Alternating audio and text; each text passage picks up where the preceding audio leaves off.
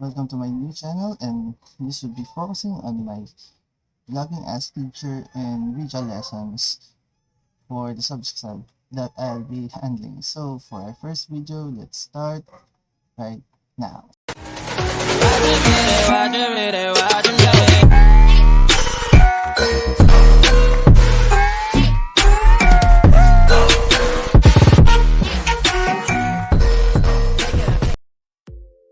So for today guys, ang gagawin natin is 20 facts about me tulad ng ginagawa ng mga vloggers ngayon. So let's start ha. So my full name is Vito Dominic Dizon Sese.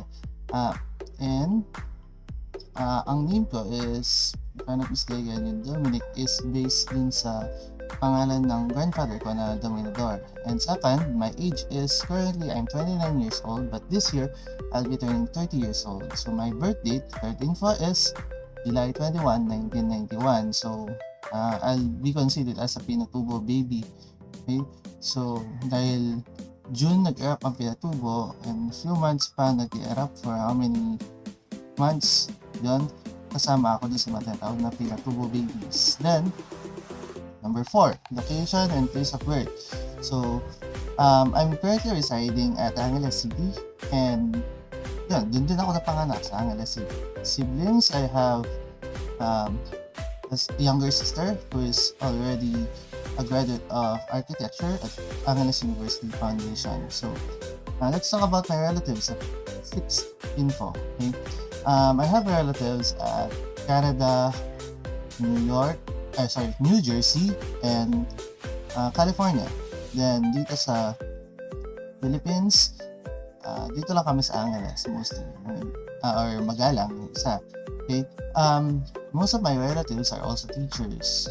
One of which is my father, an elementary teacher, and co-teacher ko rin ang first cousin ko, si Ma'am Jeline Herrera, and yung asawa ng pinsan ko, si Ma'am Michelle Herrera, is an elementary teacher ng mga SPED. Okay? Then yung mother ng pinsan ko is, or basically kapatid ng father ko, is a retired teacher already. And also, that is on the Sese side. While on the Dizon side, mostly are nurses. Okay? So, ayun. Then, ano pa ba? Number 7, elementary years. I graduated as the salutatorian at Diamond Education Center Incorporated. Unfortunately, that school has already closed because of the pandemic. So, ayun. The year is 2004, if I'm not mistaken. Then, 2004 also, number 8 info is I enrolled at Angeles City National High School Special Science Class. So, isa ako sa mga special science class students during 2004 to 2008. Unfortunately, during my time sa school, or on my high school days, hindi ako nakakuha ng mga awards. Basically, mentality ko nun is I'm already at a school where all the students are really good, are really smart, so I need to survive in that school. And fun fact, I survived for 4 years, 3 of which are deliberation, and on the 4th year, I really need to go. I really need to graduate. Then 2008 to 2012, that is my college years. So I enrolled at Angeles University Foundation, BS Information Technology. So for the 4 years straight, I'm an IT student. Ano ba ang pinakusa ko sa IT? Siyempre, technology, I really like programming. Yun. On my free time, I'm a freelance programmer. Okay? Then, I'm also a scholar. Okay? Ano classic scholar? I'm a performing artist.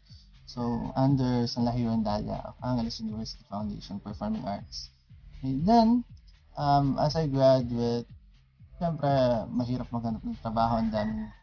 Ang daming, dito, ang daming competitions sa IT. And luckily, I was given a chance to teach later on, sabihin ko saan.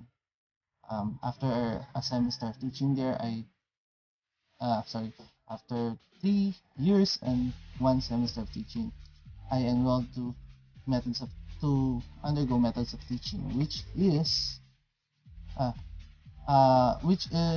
courses para makakuha ang non-edu graduate at pwede sila mag-licensure exam for teachers. Saan ba ako nag-take nun? Siyempre sa mga pinakamalapit na schools and big schools of Angeles City, which is Systems Plus College Foundation, Malibago branch or the main branch. Okay? Then, ayun, fun fact din about that, nag-aaral ako, pinapaaral kong kapatid ko at the same time.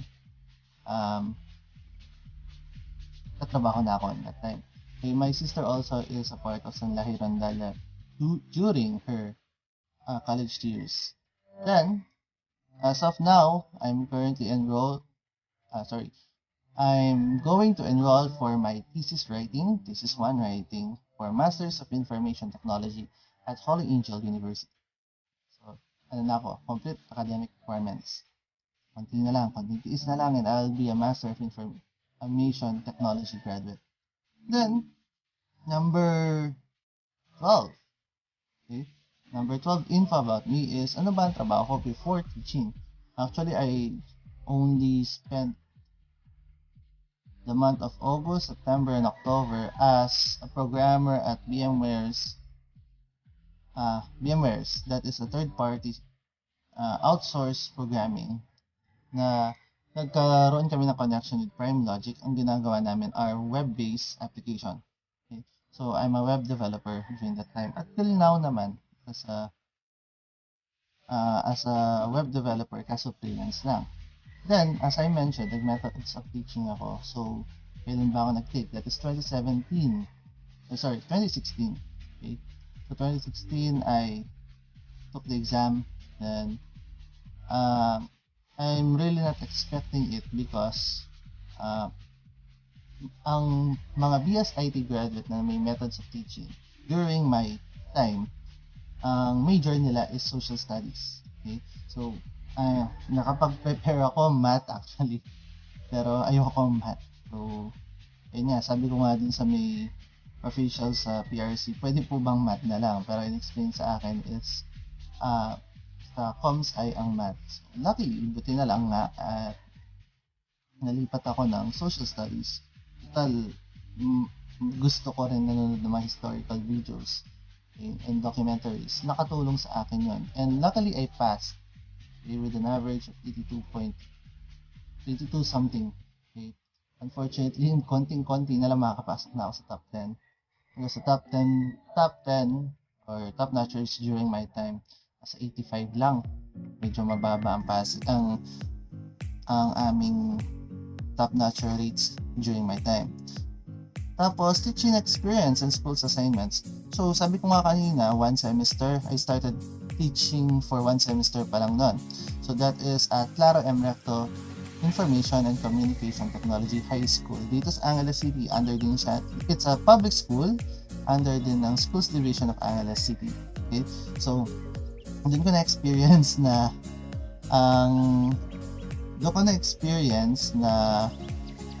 ang estudyante ko is kabatch ng kapatid ko. Okay? So, what I mean is, kaklase niya nung elementary na ahead ako sa kanila. And others like kapatid ng kabatch ko, so on and so forth. Then, after a semester, yun nga, naghintay ako for how many months if I will be taken ulit on that school. Fortunately, hindi na natuloy because I really need to have my licensure exam for teachers kasi nga public school siya. So what happened is, luckily, we have a project during that time na ang mga thesis ng mga bata, ang magiging panel are the partner schools. Like, during that time, it's Angeles University Foundation. So luckily, my dean nung college ako and the assistant dean saw the projects of our students na ako rin ang isa sa mga nagturo sa kanila for those projects. Turo hindi gumawa, turo lang, literally parang guide lang. So they were amazed on how we teach them.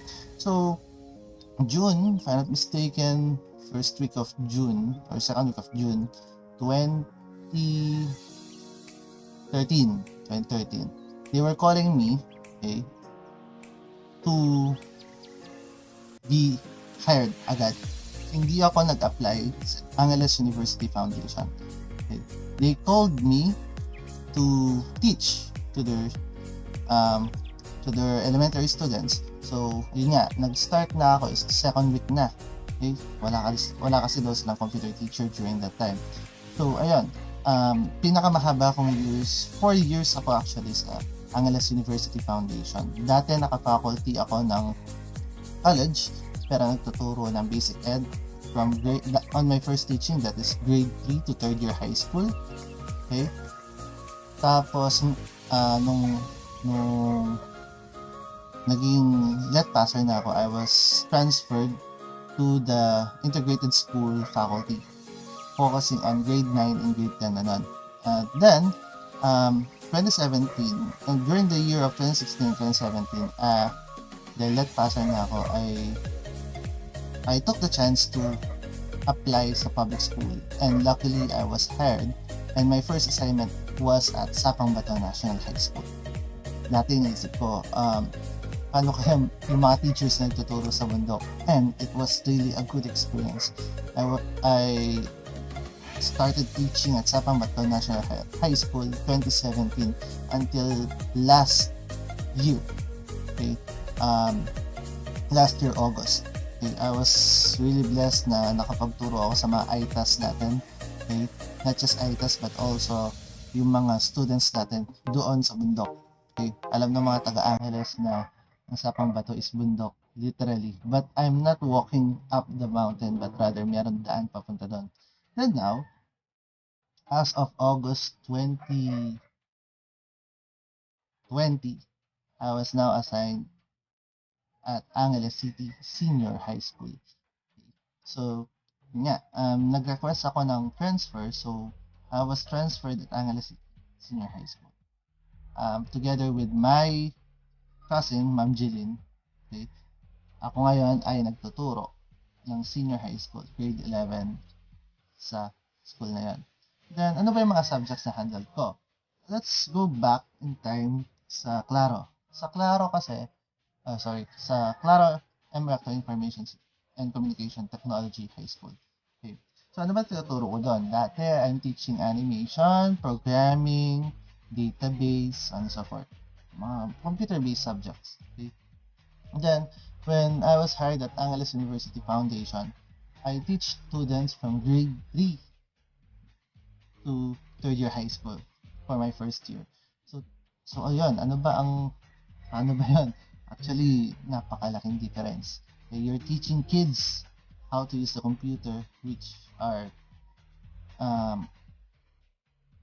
probably ngayon nasa junior high school na sila, yung mga students ko nun, or senior high school na. Okay? They really know how to use gadgets, but technically how to really use the computers and the softwares, I really need to teach them one by one. Okay? Lalo na sa grade 3. Okay? Then, I have an experience din nun na first day, that is a Friday, first day ko is 3rd year high school. Then, my last subject was grade 3, so the difference is really big. Sa mga higher grades like grade 7, grade 8, and 3rd year, grade 9, grade 10, gano'n, I'm teaching programming, okay, web programming, illustration, animation, computer systems servicing. Okay. Ayun, yun yung mga subjects ko. Then, when I got hired at the schools division ng Angeles City, sa Sapang Bato National High School, I taught animation for 1 year. Okay. And all throughout after nun, I'm teaching research, practical research 1, practical research 2, inquiries, investigation, and immersion. Okay. Then, ngayon na-transfer ako sa Angeles City Senior High School.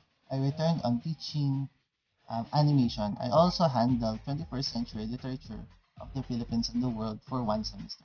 Pero as of now, halos lahat ng content na makita nyo on my channel after this one would be focusing on animation. Even though I'm not really good with animation or drawings, I'll try my best to teach my students how to do animation. Basically, motions na lang yung mga yun kasi nasa illustration yung talagang drawing. Okay? Then, responsibilities on the school's assignments. That is the number 16 fact about me. Okay, so, sa klaro, wala akong masyadong, wala akong masyadong responsibilities. Teaching lang, wala rin akong section na handle. Okay? Because I'm just a JO or job order during that time. Okay? Pero nung na-hire ako sa Angeles University Foundation, I started as a subject teacher lang. Then the next year, I've been assigned as an advisor for one section in grade 8, which accidentally the same as my name, St. Dominic grade 8. Okay. Then, the next year nun, I was assigned as the LIS coordinator kasi doon na mag-start yung FAPE. Doon na kami nag-FAPE. Sa mga private schools, alam nila yun. Okay, so I handled the LIS, or Learning Information Systems. I also handled the voucher system for FAPE for our students. Then, on my last year at AUF, Integrated School, I was assigned to be the TLE coordinator on top of my advisory, St. Augustine, grade 10, and also as an LIS coordinator during that time. I was also asked to create curriculum. Unfortunately, hindi siya agad na implement. Ngayon, part of that curriculum that I created was being used ngayon sa AUFIS, if I'm not mistaken. Then, as I got hired at the schools division of Angeles City, sa Pangbato National High School, I started as a teacher lang, agad advisor. Okay, advisor ako agad. Okay, so, grade 11 advisor ako. Okay, so, BOCUS, if I'm not mistaken. So, it's okay with me. Napakadali na kasi I know all the forms. I know how to handle already a section. Okay. Kaso the difference lang is nasa public ako. So, not a big adjustment. Okay? Kasi hindi naman ganun specialized school. Regular school lang din, the same as the private school where I taught. Regular lang halos yung mga students. So, no problem. Then, after a year, I was assigned as the ICT core. Nag-LIS din ako nun. Okay? Then, tinanggal sa akin si LIS, ginawa akong research coordinator until the last day ko sa school. As research coordinator, I'm not just teaching research, but also keeping tabs on my teachers who would like to start their own action research. Okay, not to mention coach students to create research also for competitions. Then, naging grade 12 co-or din ako, and sometime 2019, naging temporary grade 11 co-or ako on top of my grade 12 co-or. Then, I also been the CBI or Content-Based Integration focal person for the school. So, akong gumagawa, nagpa-plan for the CBI project sa mga estudyante. Later on a future video, I'll explain what are CBIs. Then, as I transfer here at Angeles City Senior High School, I assume the role of the data and physical structure ng ICT coordinatorship. Then, as of now, the CBI focal person was reassigned to me kasi kasama ko dati si Ma'am Weng, Ma'am Rowena Gomez sa mga seminars na nag-start ang CBI. So, partly, I already have an idea on how to do CBI projects. So, sa akin na binigay talaga para dire-diretso at hindi magka-problem later on. Then, number 17, affiliations in DepEd. So, ayun nga, meron kami association which is called ACUSTA, Angeles City Public School Teachers Association. All public school teachers are part of that organization. Then, I'm also part of the division choir that started last year. Unfortunately, 2019, I'm not mistaken. Unfortunately, because of the pandemic, hindi kami ganun nakapag-perform or nakapag-practice. Okay? Wala pa kaming mga gigs, sabi nga nila, sa performing arts gigs. So as of now, wala pa rin. Then, I was pulled one time by the Division Creative Team para tumulong dun sa pag-layout ng mga modules. So, ayan, isa ako sa mga module layout artist. And also, as of now, isa rin ako sa mga division content writers. Even say content writers, yung mga learning activity sheets or tinatawag natin modules, isa rin ako sa mga gumagawa. Ano ba nagawa kong mga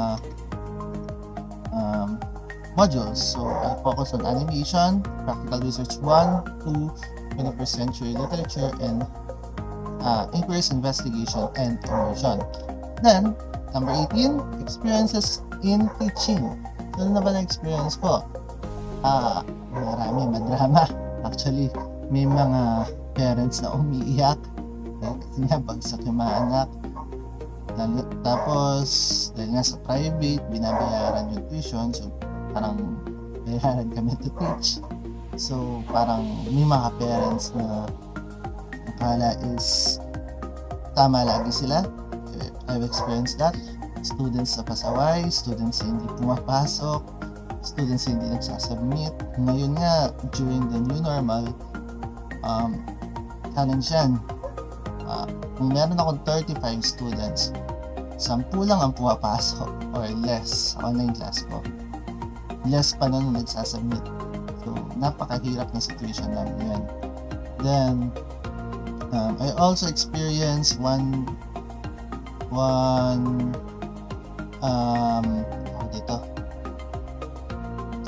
best experience ko sa teaching dahil nasa private This is my first year of teaching, then Teacher's Day. Okay. Sa AUF kasi, sa AUFIS or integrated school, lagi gumagawa silang program. Then the students will give something to their teachers. That is voluntarily. Okay. Alam naman sa elementary. Okay, so talaga nagbibigay yung mga yan. It's my first year of teaching. It's my first Teacher's Day at AUF. Pumasok akong dala ko lang is bag, laptop, and myself. Then umuwi ako, may dala-dala akong isang garbage bag, punong-puno ng pagkain, punong-puno ng gifts from my students. Okay. Every year, ganun. Okay. Kumukunti lang kasi my students changed from elementary to high school. Nag-focus na lang ako sa junior high school. Alam mo naman, sa high school, di na ganun ka-appreciative or showy sa appreciation ng mga students. So, that is normal. Okay? But, syempre, as a newly hired, that was one of the best experience that I had. Appreciations of my students. And, syempre, experience din yung makikita mo sila sa daan, papasalamat sila sa'yo. Even though I'm very young pa sa teaching, but whenever I see my students, former students, at naging professional na. Actually, I have students already who are professionals. They are my first batch of students sa Claro Emirato Information and Communication Technology High School. They're already professionals, one of which is a teacher also. Okay? So, lagi, they are very appreciative of my help to them as their teacher. Then, number 19, hobbies. So, first, hobby ko, syempre, basketball. Okay? I really love playing basketball. Unfortunately, ngayong pandemic, mahirap maglaro ng basketball. I will not take the risk on playing as of now. Okay, baka mahawa pa tayo, hindi natin alam. Then, I also play badminton, but not that much. And also tennis. Okay, lawn tennis. Yun. Those are some of my sports. And because it's pandemic, siyempre, hindi lang puro bahay. Some of my friends, pati yung pinsan ko, they encourage me to do biking or cycling. Okay? So, actually, ang plan ko noon, na nasa Sapang Bato pa ako, is to bike to work. To do bike to work. So, from bahay to Sapang Bato, that is roughly around 2 hours of ride. Kung sa jeep, okay, Okay? So medyo malayo at akit ang bundok. So wag daw muna, hintayin lang muna malipat. So nalipat ako, it's only around 2 kilometers ang layo. So I bike to work. Okay? So once a week lang naman kami nagre-report ng pandemic and minsan on call, so binabike ko na lang. Okay? Then I also love to watch movies dati sa sine. Ngayon, Netflix. Okay? Then I watch videos sa YouTube. Siyempre, vloggers. Okay? So, sino ba yung mga pinapanood ko? Basically, ayan, si Ian Howe. Okay? Isa sa mga kilalang cyclist. Together with si Angelo Biker Dude. Kabanatuan, if I'm not mistaken. Okay? Si Biker Dude. Isa yan sa mga pinapanood ko. And also, proud Kapampangan, Ma'am Ira Lopez. Okay? She's also one of the vloggers that I'm watching. Marami pa. Okay? Hindi lang cycling actually. Ang pinapanood ko, marami. I also love watching historical, like infographics. Okay? Meron silang historical, meron silang facts. So, pinapanood ko rin yan. Then also, I notice on my background, yung mga to, okay, those are my collections. Okay? Those are what we call Gundams or Gundam models. Okay? Bawal ang pirate. So, I'm only buy originals. So, Bandai talaga. So, yan, binibuild ko sila. Pag stress ako, bibili ako ng isa, i-build ko. Roughly, I have more than 50, less than 100 collections na. So, ayan, nasa cabinet lahat. That's just half of my collection. May kabilang side pa yan. Then, ano pa ba? Eating, syempre. Kapampangan. Then, ano pa? I also play games, okay, online games. So, as of now, I'm playing League of Legends and also War Thunder. Okay, I also play some management games like City Skylines and Yosk World. Okay, those are just some. Okay, saya kaya maglaro. Pagtanggal ng stress. Okay, then number 20, of course, I'm creating this video on my second account, that is Teacher Say. It's a channel dedicated for vlogging as teacher and also my video lessons. Okay? Because it's pandemic, gusto ng DepEd is magkaroon kami ng different approaches, one of which is asynchronous learning. So I will maximize the use of YouTube. So I'll be creating contents based on my lessons dito. Depende kung anong subjects na ibibigay sa akin. So, subscribe kayo. Nandito naman yung I'll pop up the name of the channel to you around somewhere either on my left or my right or on the card above. Okay? Then, my first channel was Teacher Gamer VV721. It's a gaming channel. Okay? Again, I'll pop it on the top. Okay? It's a gaming channel, mainly focused on League of Legends muna. Okay? So, ayun. Highlights lang, games lang. Okay? So, ayun. The reason I started it is venture lang. I would like to try to go into gaming and posting it online. Alin natin, lumaki yung channel at makapag-monetize tayo. Pangdagdag sideline din naman yun. So, ngayon, enjoy lang. But let's see where we would go from here.